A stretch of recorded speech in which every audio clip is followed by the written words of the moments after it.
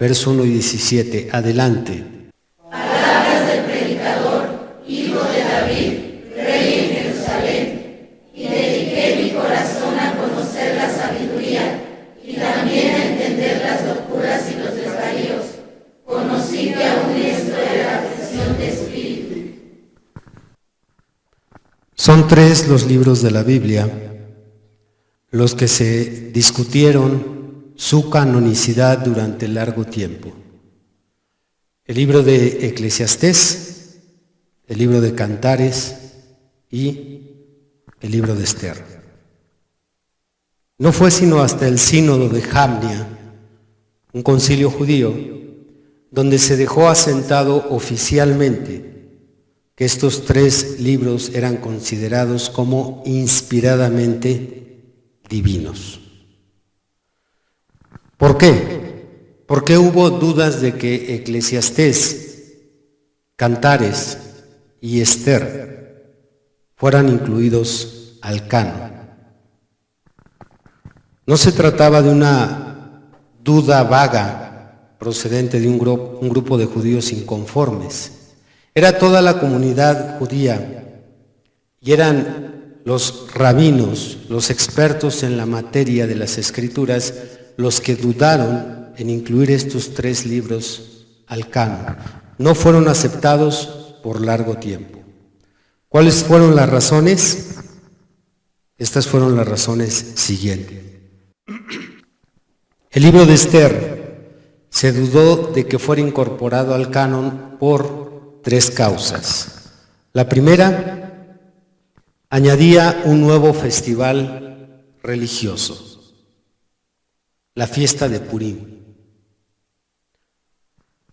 Esto, en apariencia, contradecía Levítico 23 y Números 28 y 29, donde se establecen las fiestas judías anuales, 5 fiestas judías, que es la Pascua, Pentecostés, la fiesta de las trompetas, la fiesta de los tabernáculos y la fiesta de la expiación. Y entonces aparece para ellos en aquel tiempo el libro de Esther y agrega una fiesta más. Es algo que no podía digerir muy bien el pueblo judío. ¿Por qué? Porque Moisés ya había asentado qué fiestas se deberían de practicar desde lo que es el inicio del año, que es el mes de Nisán, hasta el mes de Adar. Y aparece Esther y agrega la fiesta de Purim. La segunda causa, casándose con un extranjero, Esther quebranta la normativa judía. Usted recuerda que Deuteronomio 7 le prohíbe a los judíos que tengan parentesco con otras naciones. Dice la Escritura, no darás a tu hija a un hijo extranjero, ni tomarás una hija extranjera para un hijo tuyo, para que no desvíe el corazón de mi pueblo en pos de mí. Y encontramos que en el libro de Esther, la misma reina se casa con un persa, quebrantando esta normativa, Jerjes. Y en tercer lugar, introducía un calendario distinto al judío. Ya no se iba a comenzar los años en el mes de Nisán, y altera un poco las festividades y prácticas de dicho calendario. Así que estas causas son las que impidieron por largo tiempo que el libro de Esther fuera aceptado como canónico. ¿Alaban a Dios? Y en el caso del libro de Eclesiastés, los esenios, como los fariseos, tenían dudas porque lo consideraban secular en sus enfoques. Y yo diría que por lo que hemos venido estudiando, extremadamente secular, ya que los esenios, como los fariseos, dentro de las sectas judías, eran las sectas más devocionales que existían en aquel tiempo. Así es que ellos pensaban que no tenía demasiada espiritualidad y santidad el libro de Eclesiastés. Ustedes recuerdan que en temas anteriores hablamos de cómo es que se llegó a considerar un libro hedonista. con demasiado hedonismo. ¿Lo recuerdan? El hedonismo, esta doctrina proclama un exceso de placer o el placer en esta vida como la meta suprema a alcanzar. Eso dificultaba también para los judíos aceptar el libro de Eclesiastés, ya que ellos pensaban que no contenía demasiada espiritualidad o enseñanza que impulsara hacia la consagración a Dios. También tenían un concepto un tanto herético de este libro y un tanto contradictorio. Por eso también se mencionó en el tema anterior que se requiere un mínimo de sabiduría para poder leer y entender Eclesiastés. Pero en medio de estos jaloneos y esta discriminación, estos tres libros se fueron abriendo camino a lo largo de los siglos hasta que lograron colocarse al mismo nivel que los otros 36 libros, y el día de hoy los tenemos en nuestras Biblias como palabra de Dios. Vamos a entrar hoy en el capítulo que nos corresponde estudiar, que es el capítulo 6 del libro de Eclesiastés, y vamos a seccionar este capítulo en dos partes. Abran por favor Eclesiastés capítulo 6. ¿Le dan la gloria a Cristo?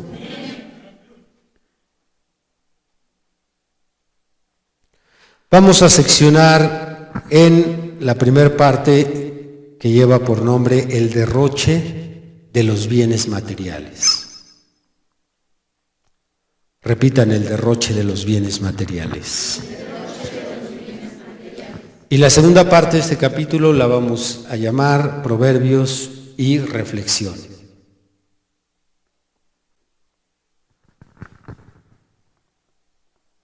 Para comprender mejor algunos versículos que son un tanto ininteligibles en este capítulo, porque ahorita que los leamos ustedes se darán cuenta que a primera lectura no son comprensibles, el día de hoy voy a usar como alternativa otras traducciones. Vamos a leer la Reina Valera 1960, pero me voy a apoyar en la traducción del lenguaje actual y en la Nueva Versión Internacional 1999. Vamos a leer primero de corridito el capítulo 6, versículo 1 al versículo 6. Hay un mal que he visto debajo del cielo y muy común entre los hombres, el del hombre a quien Dios da riquezas y bienes y honra, y nada le falta de todo lo que su alma desea. Pero Dios no le da facultad de disfrutar de ello, sino que lo disfrutan los extraños. Esto es vanidad y mal doloroso. Aunque el hombre engendrare 100 hijos y viviere muchos años, y los días de su edad fueran numerosos, si su alma no se sació del bien, y también careció de sepultura, yo digo que un abortivo es mejor que él. Porque éste en vano viene, y a las tinieblas va, y con tinieblas su nombre es cubierto. Además, no ha visto el sol, ni lo ha conocido. Más reposo tiene éste que aquel. Porque si aquel viviera 1000 años 2 veces sin gustar del bien, ¿no van todos al mismo lugar? Muy bien, aquí vamos a comenzar nuestro primer bloque de este capítulo, que se llama El derroche de los bienes materiales. Bien, mantenga así Eclesiastés abierto, vamos a estar leyendo verso por verso. Vamos a leer los primeros 2 versículos. Nuevamente. Verso 1 y 2. Hay un mal que he visto debajo del cielo y muy común entre los hombres, el del hombre a quien Dios da riquezas y bienes y honra, y nada le falta de todo lo que su alma desea, pero Dios no le da la facultad de disfrutar de ello, sino que lo disfrutan los extraños. Esto es vanidad y mal doloroso. ¿Cómo podríamos entender que una persona que tiene todo lo codiciable en cuanto a bienes materiales, tiene casa, tiene carro, tiene un buen sueldo, tiene una familia, tiene todo lo que se le puede antojar, cómo podríamos explicarnos que no lo disfruta, sino que son personas extrañas o personas no demasiado cercanas a él que están disfrutando todas aquellas riquezas? Porque Salomón nos está diciendo que es un mal común, no es algo extraño, no es un caso esporádico, es algo común en este mundo. Que alguien tenga todo y no disfrute de aquello que tiene. Una paradoja. Bien, tenemos 3 explicaciones para esta paradoja de tener todo y no disfrutar aquello que tenemos. Y la primera sería: hay quien vive para trabajar en lugar de trabajar para vivir. Repitan: hay quien vive para trabajar en lugar de trabajar para vivir. Es un adicto al trabajo. Es una persona que se levanta desde muy temprano, se va toda la mañana a su trabajo, pero no solo estás 8 horas en el trabajo, sino está toda la tarde. Dan las 10, 11 de la noche y regresa a su casa solo a dormir. Y obviamente con un ritmo así pues está acumulando dinero, las cuentas crecen, adquiere más bienes, más muebles, pero él está día con día, mes tras mes, año tras año, trabaja y trabaja, acumulando, comprando, haciéndose de bienes, mientras la esposa con carro del año sale con el amante. Así es que mientras uno trabaja, otro extraño disfruta los bienes que él está acumulando.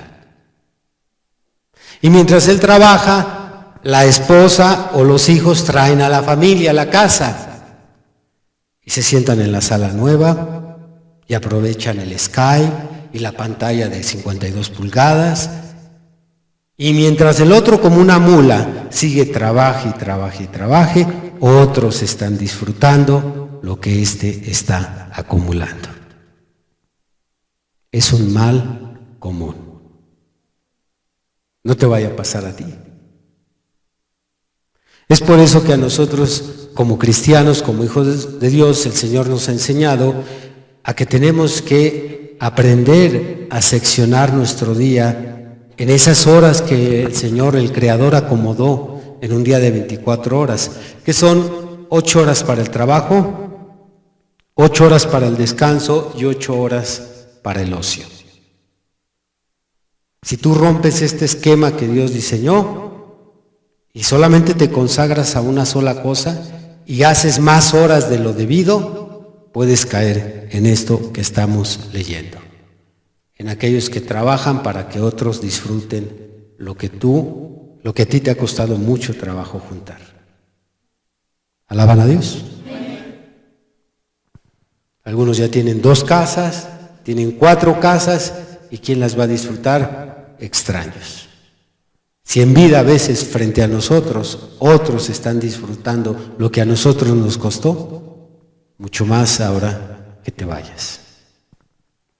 Este es un gran mal. Así es que cuidado con los adictos al trabajo.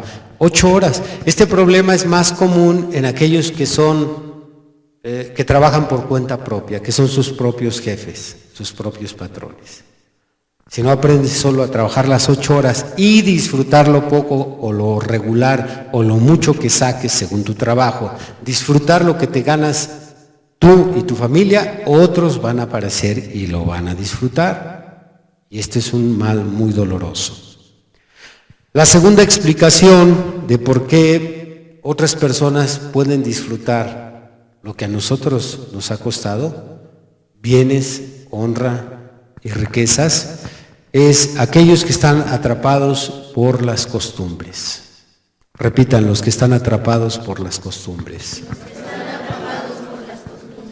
Costumbres muy caras, y difíciles de romper por la ignorancia y por el temor, como aquellas costumbres de las festividades que se practican. Hablando específicamente de México, una de las costumbres más fuertes que tenemos son los cumpleaños, las bodas y los 15 años. No sé si en Sudamérica también se practiquen los 15 años, pero aquí en México, hermanos que están allí en Sudamérica, se hace una festividad para las señoritas que cumplen sus 15 años, y en este tipo de festividad se echa, como se dice comúnmente, la casa por la ventana. Se gastan miles de pesos, familias se endeudan con cantidades que les llevan años en pagar, ¿y sabe para qué? Para que otros disfruten lo que se va a hacer ese día. Yo no sé exactamente, yo tuve 3 señoritas, pero yo no aporté. Y si quieren fiesta, pues páguenla ustedes, porque ¿cómo voy a gastarme yo 15,000, 25,000, 40,000 pesos para que una bola de dragones y gorrones llegue ese día y me desfalque? Es una locura, es una ironía gastar lo que a mí me ha costado tanto y que extraños vengan a comerse aquello.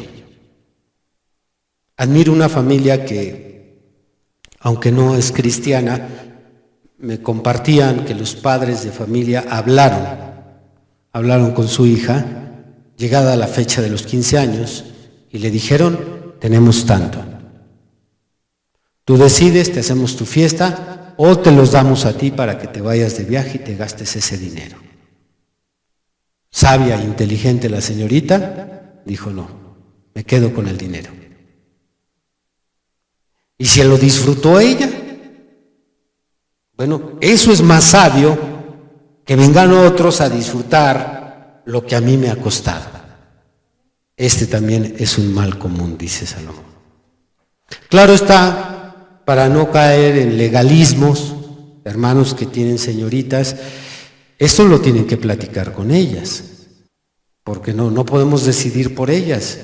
Si ellas tienen la ilusión, porque así muchas de ellas dicen, es que la ilusión del vestido, el changolán, el vals y todo eso, entonces ese sueño, ese anhelo de la foto y todo lo que conlleva el festejo, pues si ellas escogen eso, ¿qué podemos hacer?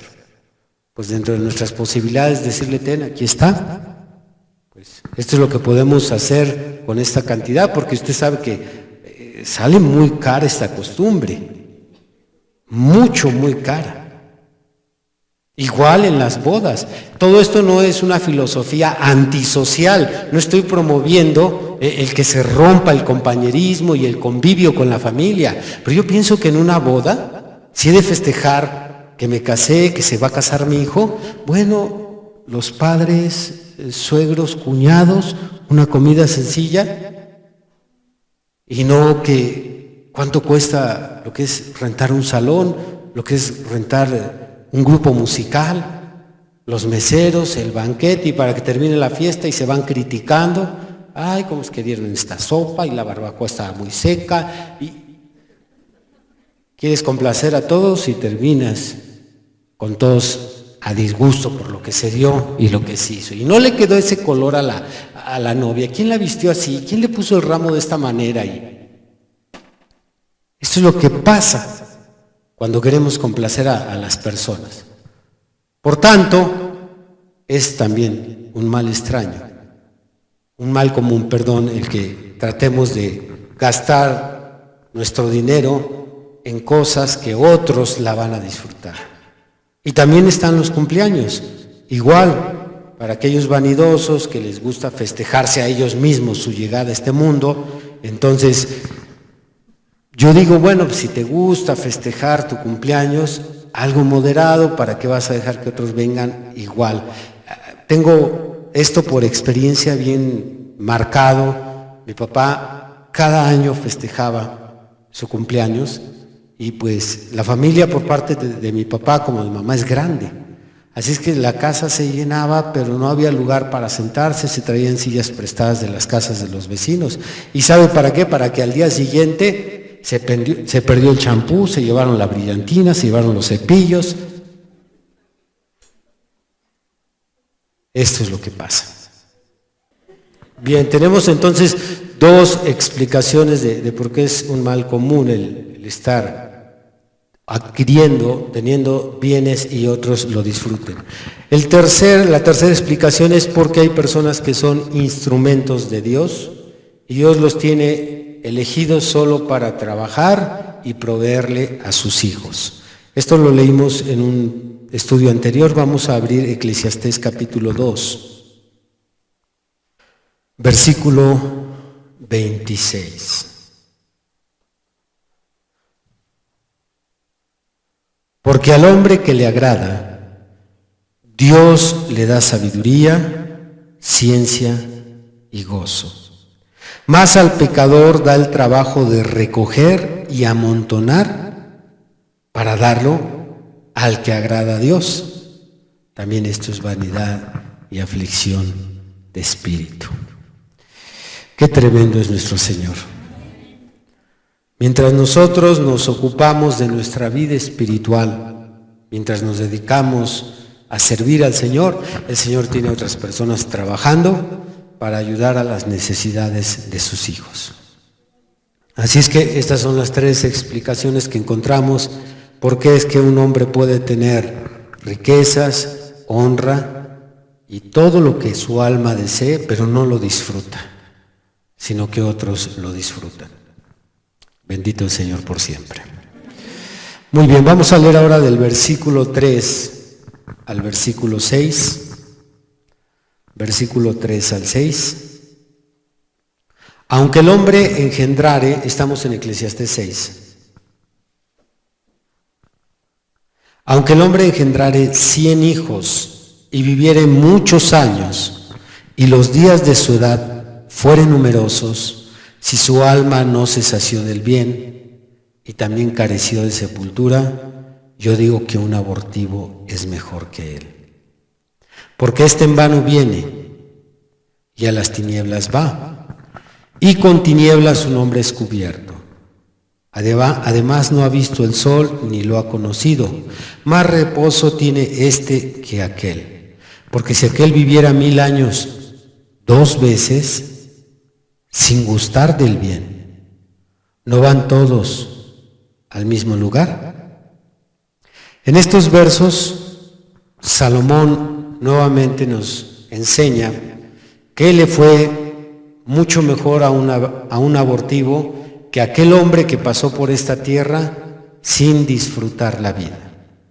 Recuerden, no es hedonismo. Estamos hablando de que para Dios es importante que sus hijos aprendamos a disfrutar también la vida. Pero si tú no aprendiste a disfrutar esta vida, aunque hayas cumplido 2000 años y aunque hayas tenido 100 hijos, pero no disfrutaste a tu familia, no disfrutaste tu esposa, no disfrutaste tu carro, no disfrutaste tu salud, si no disfrutas esta vida, hubiera sido mejor que en el quirófano le hubieran dicho a tu mamá, su bebé nació muerto. Este es el análisis que hace Salomón. Es mejor un abortivo a un hombre que pasa por este mundo y no disfruta de los bienes. Así es que, por más que te prives de cosas, eso no te va a dar espiritualidad. Podemos ser personas espirituales, consagradas, podemos ser verdaderos cristianos santos y aún así disfrutar todo lo que Dios nos da. De otra manera, pues, no es la culpa de Dios que te vayas de este mundo sufriendo. El Señor nos ha provisto lo necesario, aún las personas más pobres en cuanto a economía tienen varias cosas por las cuales disfrutar esta vida. Es que tenemos ese cliché equivocado de que no se puede disfrutar esta vida sin dinero. Pero hay cosas que podemos disfrutar y no tienen absolutamente nada que ver con el dinero. Puedes disfrutar la compañía de tus seres queridos. Puedes disfrutar el hogar que tienes, independientemente de que no sea un lugar muy lujoso, puedes disfrutar el tener un techo, un lugar donde abrigarte. Disfrutar la iglesia, el que tengamos este compañerismo fraternal. Hay tantas cosas que podemos disfrutar. Pero si no lo hacemos, mejor le fue a un abortivo que a nosotros. Muy bien, pasemos a la parte 2, que son proverbios y reflexiones. Estos están del versículo 7 al versículo 12. Y aquí empieza un poquito lo complicado, porque estos proverbios están un poco confusos. Vamos a leer del verso 7 al 17. Primero vamos a leerlo corrido. Todo el trabajo del hombre es para su boca, y con todo eso su deseo no se sacia. Porque, ¿qué más tiene el sabio que el necio? ¿Qué más tiene el pobre que supo caminar entre los vivos? Más vale vista de ojos que deseo que pasa. Y también esto es vanidad y aflicción de espíritu. Respecto de lo que es, ya mucho que tiene nombre y se sabe que es hombre y que no puede contender con aquel que es más poderoso que él. Ciertamente las muchas palabras multiplican la vanidad. ¿Qué más tiene el hombre? Porque ¿quién sabe cuál es el bien del hombre en la vida? Todos los días de la vida de su vanidad, los cuales él pasa como sombra. Porque ¿quién enseñará al hombre que será después de él debajo del sol?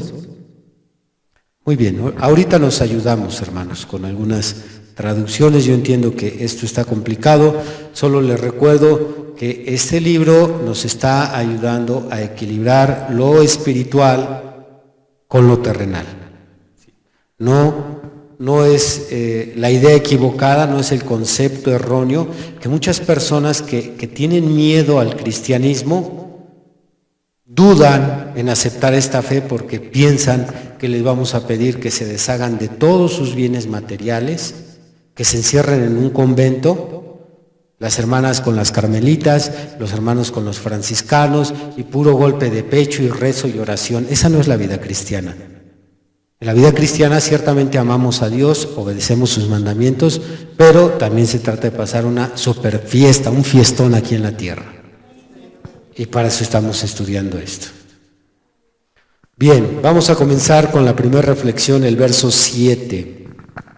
Lean por favor todos el verso 7. Todo el trabajo del hombre es para su boca, y con todo eso su deseo no se sacia. Un tanto confuso, pero escuchen cómo se traduce en la traducción del lenguaje actual. El mismo verso dice así: todo el tiempo trabajamos para calmar el hambre, pero nuestro estómago nunca queda satisfecho. Así dice la traducción del lenguaje actual. Este proverbio nos explica el deseo incesante del hombre. De hecho, es la misma frase que encontramos en el capítulo 1, versículo 8, donde dice Salomón que el ojo nunca se sacia de ver, ni el oído de oír. ¿Qué nos intenta decir en este proverbio Salomón? El corolario es: somos nosotros quienes tenemos que aprender a ponernos límites, porque este cuerpo no se sacia. Y cuando uno no le pone límites a nuestras actividades, a lo que hacemos, a lo que practicamos, entonces uno rebasa y empieza a entorpecer otras actividades. Tal sería el caso de la distracción. Usted sabe que los jóvenes, principalmente los jóvenes, no llenan. Se les da 2 horas, ay, no seas así, otra hora. Se les da esa tercera hora, 15 minutos más. Uno no se sacia y uno tiene que aprender a ponerse límites en las cosas. Por muy bien que le estés pasando, hay que poner límites. Si se trata de descanso, hay ocasiones que tenemos nuestro descanso de 8 horas reglamentarias, pero luego no se quiere levantar uno. Es que estoy bien a gusto, es que está bien sabrosa la cama, no sé por qué hoy la sábana sabe más rica, pero tienes que ponerte un límite, decir ya, porque hay muchas tareas, hay otras actividades, y cuando nosotros no ponemos límites, entorpecemos otras actividades, otras tareas, causamos carambolas. A veces le estamos pasando bien con la familia y nos tenemos que levantar, ir, bueno, ya nos vamos, ay, no se vayan, quédense otra hora, y no sabemos de límites. Y es lo que dice aquí Salomón. Es importante que entendemos que el ojo nunca se sacia, el oído no se sacia, este cuerpo es insaciable y por más que el hombre trabaje vuelve a tener hambre. Entonces tenemos que tener un equilibrio en nuestras actividades. Por eso son buenos los horarios. Y si tú no tienes horarios, y peor tantito, no tienes autodisciplina, en la cual tienes que decir tantas horas de descanso, tantas horas de quehacer, tantas horas de oración, tantas horas para el Señor, entonces te vas a estar siempre brincando esos límites que deben de haber y vas a dejar de hacer cosas importantes por hacer de más otras que no son tan importantes. Esa es la ventaja de aquellos que tienen un horario, pues se ven forzados a entrar a cierta hora y salir a otra hora, pero quien no la tiene debe de aprender a tener autodisciplina. Pablo le llamó en Timoteo dominio propio. ¿Alaban a Dios? Esto ayuda mucho en lo que sería actividades terrenas como actividades espirituales, porque hay quienes seguido les falla su oración y su lectura de la Biblia por lo mismo, porque no establecen esos límites. ¿Y qué sucede con la vida del cristiano? Termina el día, ay, no oré, perdóname, Señor. Y al día siguiente, no leí tu palabra, Señor, perdóname. Es difícil hoy en día encontrar una persona bien disciplinada en sus actividades. Bueno, esta enseñanza es para ti, para mí, para que tengamos nuestros horarios bien marcados. Y digamos, esta es la hora del Señor, es intocable. A doblar rodilla y a orar. Ay, pero lo estamos pasando muy bien, pues está muy bien aquí el convivio, pero nos vamos, tenemos que llegar a casa y tenemos que orar y tenemos que leer. ¿A cuántos les roba el diablo seguido su oración y su lectura? Sí, porque es un tramposo. Esta misma falta de disciplina es la que luego nos lleva a que perdamos batallas espirituales con el diablo. Ya cuando menos lo pensamos, volteamos 3 meses sin leer la Biblia. O 3 meses con un ritmo de oración salteada. Hoy sí oré, 2 días no, otro día sí. Qué importante es que seamos disciplinados. ¿Alaban a Dios? Muy bien. Pasemos al versículo 8. ¿Lo leen, por favor? Porque ¿qué más tiene el sabio que el necio? ¿Qué más tiene el pobre que supo caminar entre los vivos? Nuevamente muy confuso este versículo. Bien, la traducción lenguaje actual dice así, es el mismo verso 8.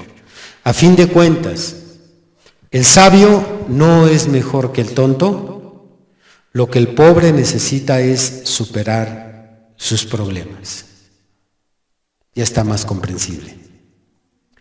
Todos, sabios y tontos, ricos y pobres, todos tenemos la capacidad de enfrentar y superar los problemas. Todos. Los pobres y los tontos no se pueden excusar y decir es que yo soy pobre, yo no sé cómo arreglar esto que se me vino encima, es que yo siempre he sido tonto desde la escuela. A veces se quieren escudar las personas en eso, pero todas las personas, nos dice Salomón en este proverbio, todos tienen la capacidad. No es mejor el uno que el otro. Tanto un tonto como un sabio, si se les viene un problema encima, ellos tienen en ellos ese potencial de enfrentar y solucionar cualquier problema que se les venga encima. Y para complementar esta reflexión, Salomón nos cuenta la siguiente historia. Abran por favor el capítulo 9 de ese mismo libro.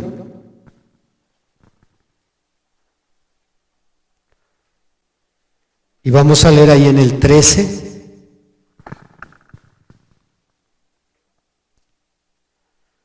Dice ahí: también vi esta sabiduría debajo del sol, la cual me parece grande. También vi esta sabiduría debajo del sol, la cual me parece grande. Una pequeña ciudad y pocos hombres en ella. Y viene contra ella un gran rey y la asedia, y levanta contra ella grandes baluartes. Y se halla en ella un hombre pobre, sabio, el cual libra a la ciudad con su sabiduría, y nadie se acordaba de aquel hombre pobre. Entonces dije yo: mejor es la sabiduría que la fuerza, aunque la ciencia del pobre sea menospreciada y no sean escuchadas sus palabras. Qué interesante. En una ciudad donde se ve repentinamente invadida por el enemigo, llega el rey enemigo, pone sus baluartes, rodea la ciudad, tiene sus ejércitos y al rey no se le ocurre nada. Al ejército está temeroso, su general no se le ocurre nada. Y de la nada aparece un hombre pobre y él se le ocurre algo sencillo y con esa idea libra la ciudad. ¿Alaban a Dios?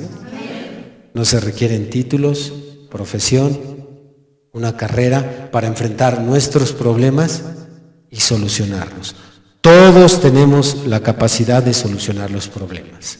Repitan: todos podemos. Todos podemos. Levanten la mano los que tienen problemas. Pequeños o grandes, levanten la mano quien tenga problemas. Déjela arriba. A ver, mi hermana Yolanda, gracias a Dios, no tiene problemas. ¿Quién más? La mayoría tenemos problemas. Gracias a Dios por la vida. ¿Cuántos quisieran ser como nuestra hermana Yolanda, que no tiene problemas? La mayoría quisiéramos ser como ella. Pero todos tenemos problemas, menores, mayores, económicos, de salud, matrimoniales. Todos tenemos problemas.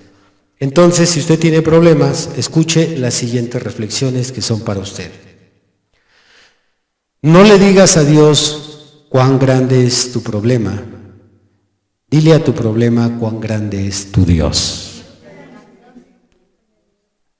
Entonces, en lugar de que te vayas a llorar o a lloriquear de rodillas, Dios, ya no puedo con esto. Dios, ¿ahora qué voy a hacer? Dios, quítame la vida. Antes de que vayas a hacer todo ese show de rodillas, mejor dile a tu problema: tú no vas a poder conmigo porque yo tengo un Dios grande. Todos. Esto es para tontos, sabios, pobres y ricos. Y también para ti. Dile el de al lado: también para ti. Para todos. Escuche la siguiente reflexión. La mayoría de las personas gastan más tiempo y energías en hablar de los problemas que en afrontarlos. Te desgastas más emocional y mentalmente hablando de tu problema que enfrentando el problema. Y ahí estás con la familia quejándote, agarras por allá a alguien que te sirva de paño de lágrimas, y ahora qué voy a hacer, y yo no lo esperaba, y cómo me pudo venir, y yo no entiendo la vida, y entonces tienes más desgaste que enfrentando el mismo problema. A lo mejor si ya lo hubieras enfrentado ya se hubiera solucionado y terminaría tu actitud quejosa. Escuchen otro. ¿Quieren escuchar otro? Este está bien bueno. Los problemas son oportunidades para demostrar lo que se sabe y lo que se puede. En lugar de ver el problema como problema, lo puedes ver como oportunidad. Y en ese problema se va a ver si sabes y puedes. Y si sí sabes, Y sí puedes también, porque si un hombre pobre libra una ciudad, pues tú puedes librar tu familia, tu hijo, tu matrimonio, lo que sea. Todos tenemos capacidad. Otra reflexión. El optimista es una parte de la respuesta del problema. El pesimista es siempre una parte del problema.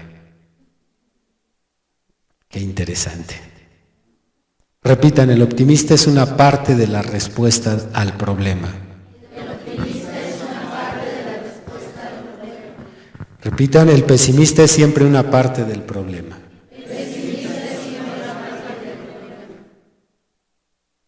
En ocasiones, cuando tenemos que enfrentar un problema en equipo, quizás sea mi esposa y yo, mis hijos y yo, algún miembro de aquí de la iglesia y yo, y en ocasiones le digo, le vamos a hacer de esta manera.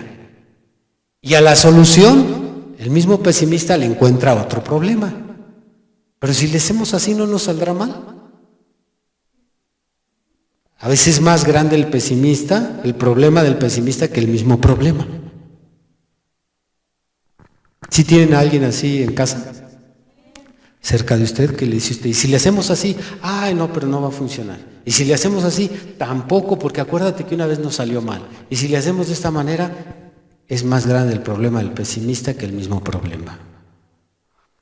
Otra reflexión. Nada dura por siempre, ni siquiera tus problemas. Una más. Una más, ¿eh? Yo sé que ahorita me estoy pasando de predicador a filósofo, pero no. Una más, ahorita le va a ayudar esta. El optimista encuentra una respuesta para cada problema, el pesimista ve un problema en cada respuesta. Entonces quiere decir que muchas veces se vuelve más complicado cuando tenemos a una persona que es pesimista a un lado de nosotros. Es de más ayuda sacarlo de la ecuación, ¿sabes qué? Vete, yo resuelvo mejor esto solo, que tener ahí ese individuo al lado. Muy bien, pasemos al verso 9. Léanme por favor el versículo 9. Adelante. Más vale vista de ojos que deseo que pasa, y también esto es vanidad y aflicción de espíritu. La Nueva Versión Internacional 1999 dice así: vale más lo visible que lo imaginario. Y también esto es absurdo, es correr tras el viento. La reflexión aquí es, vale más tu bicicleta que usas para irte al trabajo que el carro que no tienes y anhelas tanto. Es de más valor aquello que tienes que aquello que anhelas. Vale más lo tangible que lo imaginario. Porque aquí en la mente pues hay tantos sueños y anhelos. Aspiramos por tener tantas cosas. Y esta es una reflexión sobre el conformismo. El conformismo es bueno cuando lo usas para disfrutar lo que tienes. Repitan, ¿el conformismo es bueno? El conformismo es bueno cuando lo usas para disfrutar lo que tienes. Así es que el tener algo sencillo, aunque tú anheles algo más grande que lo que tienes, ahí es bueno el conformismo. Que te sientas conforme, porque esto, aunado a lo anterior, es aprender a disfrutar aquellas cosas sencillas que tengamos, para que no seamos peor que un abortivo. Entonces, si tienes algo, aunque tú tienes años anhelando cambiar eso que tienes, que puede ser una máquina sencilla en tu empresa, que puede ser ese carrito que ya tiene algunos 15 años en servicio, que puede ser una casa rentada. Si tú tienes algo, bueno, tienes algo tangible. Y eso es mejor que lo que has venido anhelando por mucho tiempo. Así es que siéntete conforme con aquello que tienes. Pero el conformismo es malo cuando éste te impide superarte. Así es que cuando pasamos al plano de la superación, de crecer, de desarrollarnos, de aprovechar las oportunidades, ahí entonces es malo el conformismo. Si tienes la oportunidad, hermano soltero, de estudiar para alcanzar una carrera, porque este mundo está loco y está de cabeza. Los casados quieren seguir estudiando y los solteros quieren dejar de estudiar. Si tú eres soltero y quieres superarte, quieres crecer, es malo el conformismo. Que digas, bueno, yo ya tengo la secundaria, yo así me quedo.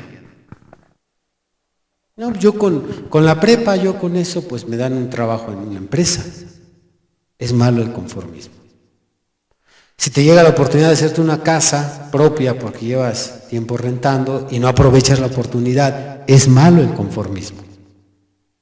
Entonces, tenemos que aprender a usar el conformismo en diferentes planos. Pero si no está dentro de tus posibilidades tener aquello que anhelas, entonces debes de ser conformista. ¿Sí está claro?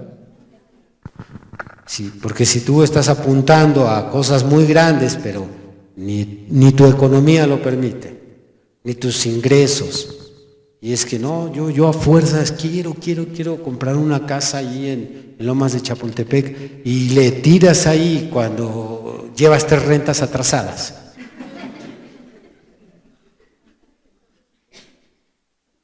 Dile al de al lado, págalo atrasado primero. Pues es absurdo. Ahí es donde dice aquí Salomón que vale más lo visible que lo imaginario. Así es que cuando revises en tu casa los bienes que Dios te ha dado, eso es mucho mejor que los bienes que todavía estás persiguiendo. ¿Y vamos a dejar de perseguirlos? Depende. Si está dentro de nuestras posibilidades, hasta que lo logre. Pero si no está dentro de nuestras posibilidades, ¿qué vamos a hacer, hermano? Conformarnos con lo que tenemos. Gracias a Dios, porque dentro de estas posibilidades, le digo a una hermana que se queja, de aquí de la iglesia, se queja porque no le ponen esto en su casa. Hablando el esposo, se queja porque no la sacan de ahí, se queja porque no mejora el hermano su calidad de vida económica, se queja de todo. Le digo, pues ¿quién le manda a casarse con un pobretón? Se casan con un pobre y luego quieren que la saque de la pobreza. ¿No es absurdo? Lean por favor todos el verso 10.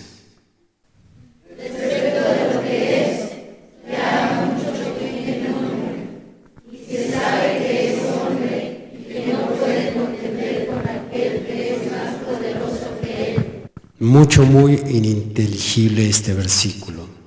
Pero vean lo que dice la traducción del lenguaje actual. Nosotros existimos porque Dios quiso que existiéramos y hasta nos puso nombre que tenemos. Pero no podemos luchar contra Él porque es más fuerte que nosotros. ¿Cuál es la reflexión? Aquí Salomón nos pide que no cuestionemos los designios de Dios, ni tampoco reclamarle porque no estamos en una condición mucho mejor. Tal vez nosotros ahora como cristianos no le reclamamos a Dios, pero muchas personas le reclaman a Dios su condición. Pero dice Salomón, si te le pones al brinco al Señor, Él te va a ganar. Él es mucho más fuerte que nosotros. Hay cosas que en esta vida nosotros nos las acarreamos como una consecuencia de nuestras decisiones, pero hay otras cosas que Dios las determina. Entre ellas, el tiempo de vida. Si Dios quiere recogerme a los 45, a los 50 años, o quiere recoger a uno de mis hijos a los 17, ¿quién le va a decir a Dios que hizo mal? Son sus designios y nosotros no tenemos por qué cuestionar a Dios y menos reclamarle o enojarnos contra Él. Muchos ateos tienen su ateísmo conectado a una decepción con Dios. Es que Dios se llevó a mi mamá, es que Dios recogió a mi bebé, es que Dios... Pero ¿quiénes somos nosotros para cuestionar lo que Él ha decidido hacer. Si aquí claramente dice, nosotros existimos porque Él quiso que existiéramos. Como dice el Salmo 100, Dios nos hizo y no nosotros a nosotros mismos. Por tanto, Él es quien tiene la última palabra en ciertos asuntos de nuestra vida. ¿Alaban a Dios? Job comprendió esto cuando tuvo 10 ataúdes en su casa. Él lo comprendió. Y ciertamente Satanás tuvo que venir a su mente para envenenarlo contra el Señor y ponerlo en contra de su Creador. Usted recuerda que el diablo en el capítulo 1 tomó a uno de sus siervos, uno de sus mensajeros, porque él llegó corriendo a decirle a Job, fuego cayó del cielo y mató a todos tus siervos y a los animales. Pero el fuego no venía de Dios, el fuego vino de Satanás, porque fue Satanás quien lo pidió. Así es que a pesar de que el Señor decidió darle permiso a Satanás de que se llevara a sus 10 hijos, entonces las palabras inmortales de Job, que han llegado 4000 años después hasta nuestros días, se vuelven a repetir: Jehová dio, Jehová quitó. Y añadió Job: bendito sea el nombre de Jehová. Así es que no somos nadie para cuestionar a Dios, y ni se te ocurre en un arranque ponértele al brinco, porque Él es más fuerte que nosotros, es más fuerte que tú, y si estás, ¿por qué te lo llevaste? Capaz que te responde pues de una vez a ti. Dios nos ayude. Versículo 11. ¿Lo leen, por favor?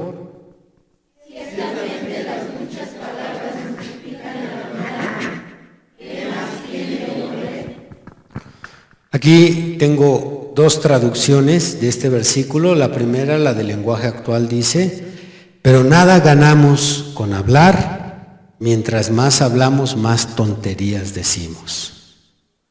Y la Nueva Versión Internacional, versión 1999, dice: aumentan las palabras, aumentan los absurdos. ¿Y qué se gana con eso? Si entendimos lo anterior, ahora lo que nos alude este versículo es a no estarnos quejando. Si hemos de pasar por un trecho de la vida difícil, amargo, pues solo pedirle a Dios fuerzas y seguir adelante. Pero no estarnos quejando, ya que la vida con quejas es mucho más pesada de lo que ya es. La vida por sí sola tiene varias fases muy pesadas, pero cuando empiezan las quejas se vuelve todavía más amarga. Y por último leemos el verso 12. Adelante.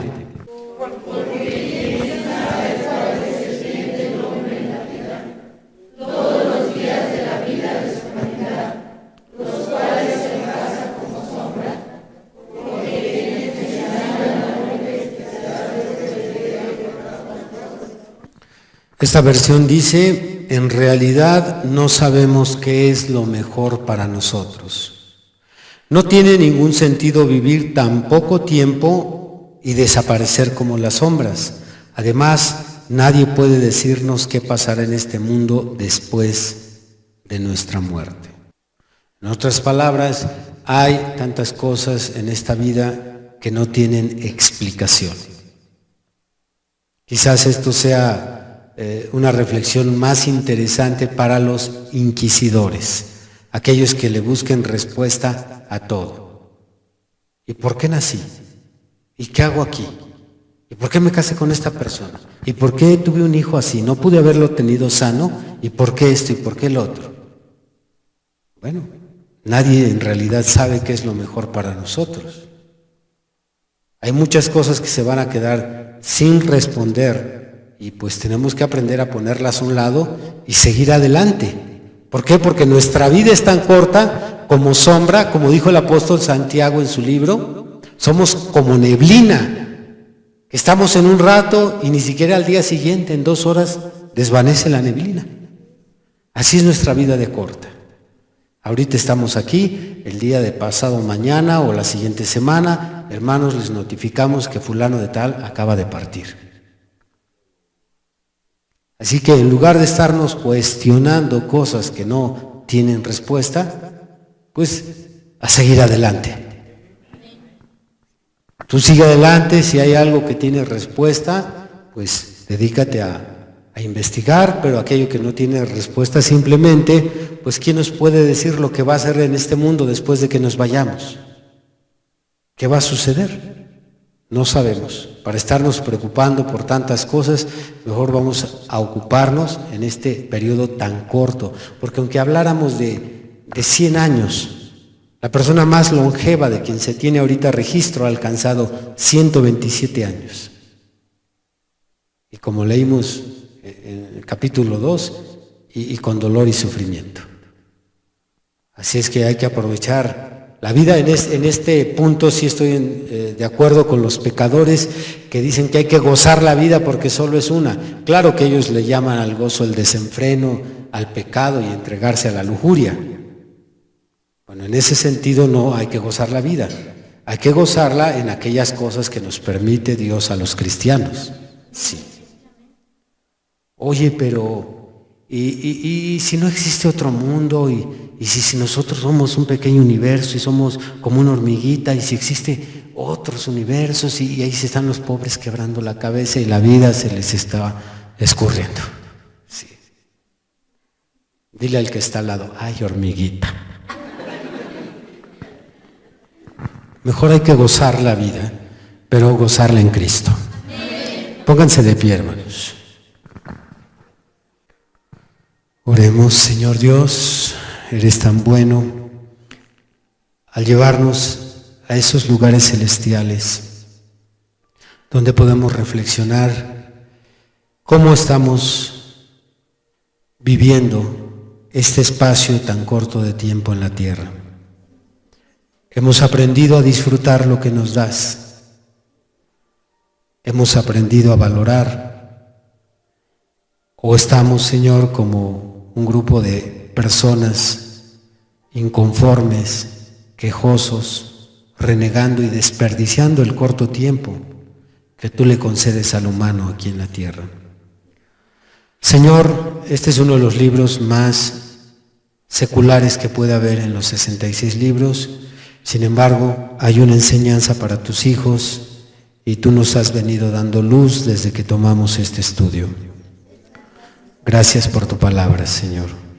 Ahora danos ese don maravilloso de disfrutar la vida. Que no seamos solo de aquellos que acumulan, trabajan y almacenan y los extraños lo disfruten.